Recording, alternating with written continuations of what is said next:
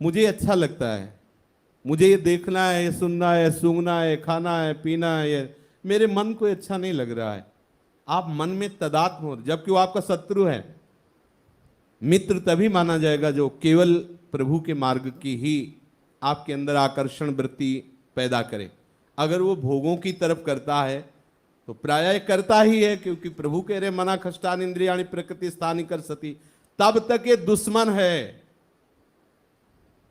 अगर इस दुश्मन के कहे लगोगे तो बर्बाद हो जाओगे, नष्ट हो जाओगे, परमार्थ छूट जाएगा।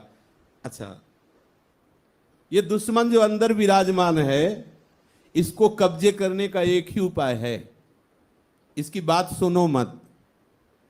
अगर आप इसकी बात सुनने लगेंगे तो फिर आप सह नहीं पाएंगे। इसकी बात की उपेक्षा करना से ये कला है, ये युक्ति है, जिससे हम परम पद पर आरूढ़ होंगे, या भगवत प्रेम में डूबेंगे, या प्रिया प्रीतम की सेवा में जाएंगे।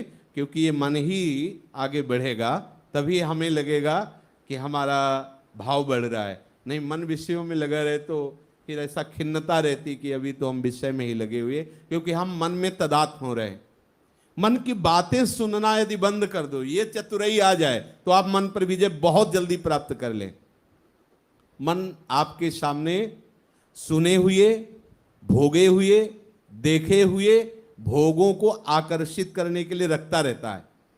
पुरानी कोई बात जो कोई भगवत विमुख करने वाली, वो आ गई, अब आप उसका रसास्वादन लेने लगे, वो मिला ऐसे ऐसे ऐसे, अब इसके बाद तत्काल कामना पैदा हुई।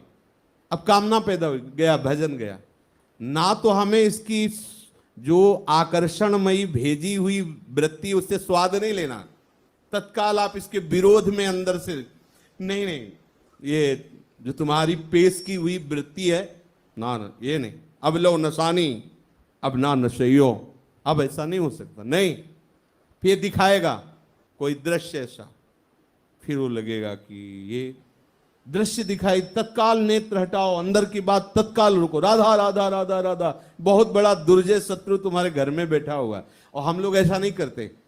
प्रायः उसकी बात सुनते हैं और अपनी बात मान लेते हैं कि ये हमारी ही बात है, हमारी मांग है, फिर कहने लगते हैं कि ऐसा ऐसा। वो चेष्टा करा लेगा, वो गिरा देगा आपको, भ्रष्ट कर देगा, पतित कर देगा। इसकी बात सुनना बंद करो, ये अभ्यास करो, वो अंदर से आपको प्रेरित करेगा। आपको नहीं नहीं राधा राधा नहीं, और जो सुना वो परेशान हुआ।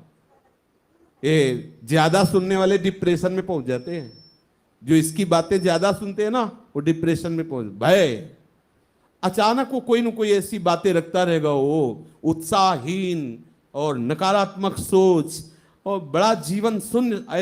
ऐसे ऐसे लोग मिलते हैं जिनसे बात करने पर लगता है जी कैसे रहे, क्या जीवन है इनका, उत्साहहीन शून्य जीवन, केवल समय काट रहे। अरे आनंदमय जीवन, अरे जितने श्वासें जीना तो बराबर है नहीं, एक नियत समय है, तो आनंद से जियो यार, काहे को रो धो के हो। उसने ये कह दिया, अरे कह ले, तो वो कह रहा है वो चाले, अरे वो हमें आदर नहीं दे रहा, क्या कहें, लाखी लोग चूड़ामणि प्रभु आदर हमें देंगे, हम उनकी तरफ चल रहे, किसी की बात नहीं सुननी। प्रायः इस मार्ग के नवीन उपासक इसी में फंसे रहते हैं।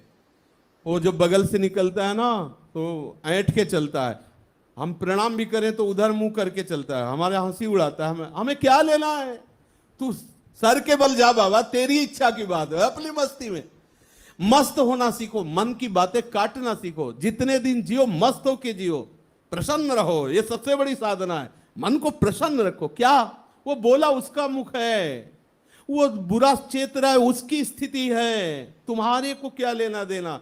मस्त रहो यार, जीवन काहे के लिए, मस्ती के लिए, प्रिया प्रीतम के, अलमस्त रहो। अरे इतने बड़े मालिक है, वो सब संभालेंगे।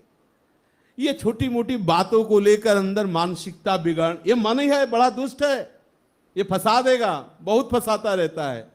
उनकी तरफ हेरे, हमारी तरफ तो हेरे ही नहीं, उनकी तरफ बोले, हमसे बोले नहीं, बोले तो हमसे कड़ुआ बोले, उनको तो माला पहनाते, हमको छोटी छोटी बातों में जलाता रहता है। बहुत सावधानी की जरूरत है। मन की सुनो मत, वही सुनो जो प्रियालाल के मार्ग में अनुकूल पड़े। नहीं ये तो ऐसा है कि बस जलाता रहता। कितने ऐसे साधक हैं जो काट नहीं पाते तो इसी बात में जलते रहते हैं, ये हम जलन क्यों, किसके लिए? जब इतने बड़े स्वामी हैं और दूसरे से मतलब क्या है, क्यों परेशान हो रहे? ये मान सम्मान, ये इधर उधर की बातें मनीराम भेजता रहता है, इसकी बातें मत सुनो। सच्चे मार्ग में चलने के लिए एक कैंची रखनी पड़ेगी विवेक की, और बार बार इसे काटना पड़ेगा। अगर आप नहीं काटोगे तो परेशान हो जाओगे। छोटी छोटी बातों को, छोटी छोटी विषय को, छोटी छोटी क्रियाओं को दूसरे की देखकर जलता रहता है, परेशान होता रहता है।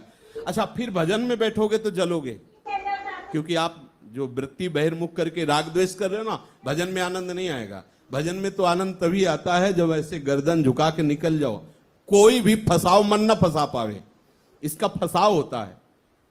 सबसे मिलो लेकिन असंग रहो, कोई अपना नहीं है। ये चतुरता होनी चाहिए, युक्ति होनी चाहिए।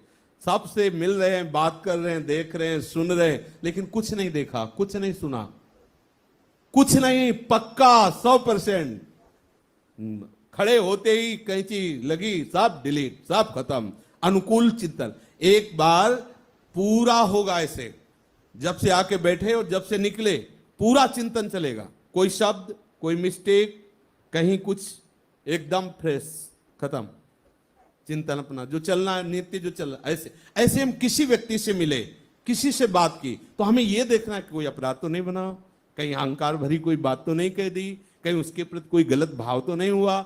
नहीं, अगर है तो सुई रुक जाएगी और ये त्रुटि हो गई।